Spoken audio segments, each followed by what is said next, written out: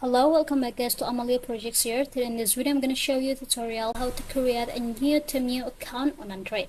But before it, I have you guys click subscribe and the bell button to support the channel. And without any further ado, let's get started to the video. Well guys, firstly here of course you just have to make sure you already have the Temu applications, and also you have to make sure that your phone is already connected to the internet.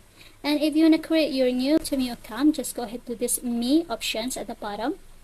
It's look like this, and yeah, if you want to create new Temu account, you can sign it by your other account, which is your Google account, or also here you can sign in for your email or by your phone number.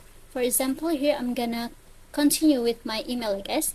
Now here I'm gonna enter it first for my email that I want to sign in for. After, tap on continue. Here you just have to create your new password first.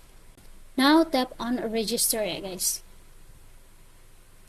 And yeah, you can also save your Temu password account to the Google by tap on this stuff, but here I'm gonna tap on never. I'm not going to save my password. And yeah, this is the looks. You already have new Temu account by using your email, guys. And here you can verify first for your email for the security of the Temu account, guys. Tap on this verify now if you want to verify it first by your email.